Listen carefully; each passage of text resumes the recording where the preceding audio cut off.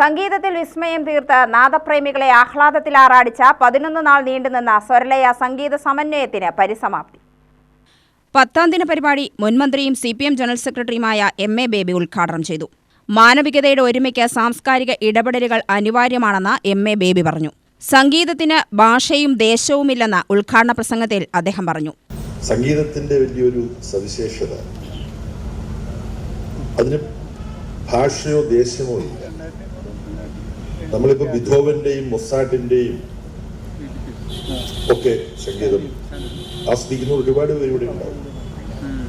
നമ്മൾ മനസ്സിലാക്കേണ്ട ഒരു കാര്യം, ശാസ്ത്രീയ സംഗീതം ലോകമെമ്പാടും വികസിച്ചത് ഏതാണ്ട് സമാനമായ നൂറ്റാണ്ടുകളിലാണ്.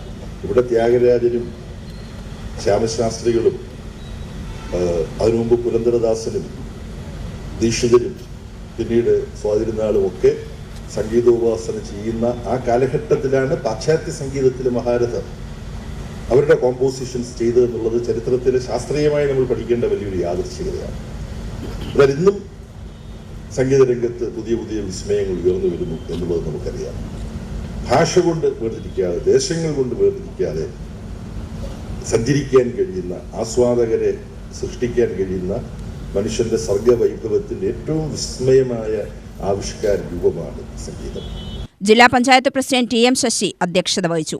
സ്വരലയ സെക്രട്ടറി TR അജയൻ, ചലച്ചിത്ര നടൻ രാജേഷ് ഹെബാർ, KP മോഹനൻ എന്നിവർ പ്രസംഗിച്ചു. സംഗീത സ്വരമാധുര്യം തീർത്തും കലയുടെ ചിലങ്കയണിഞ്ഞും പാലക്കാടിന്റെ ആസ്വാദന ഹൃദയം കവർന്ന സ്വരലയ സമന്വയം ഇന്ന് സമാപിക്കും. രാത്രി സ്വരലയ കച്ചേരി സംഘത്തിന്റെ ആഭിമുഖ്യത്തിൽ പുതുവത്സരത്തെ വരവേറ്റ് സംഗീത നിശ അരങ്ങേറി. തുടർന്ന് നിത്യശ്രീ മഹാദേവൻ സംഘത്തിന്റെ കർണാടക സംഗീത കച്ചേരിയും പ്രണയഗാനങ്ങളുടെ ആലാപനവുമുണ്ടായി. ദിവസവും ജുഗൽബന്ദി, ശാസ്ത്രീയ സംഗീതം, നാടൻ പാട്ടുകൾ, സിനിമാ ഗാനങ്ങൾ എന്നിവയും അരങ്ങേറി. UTV news, Palakkad.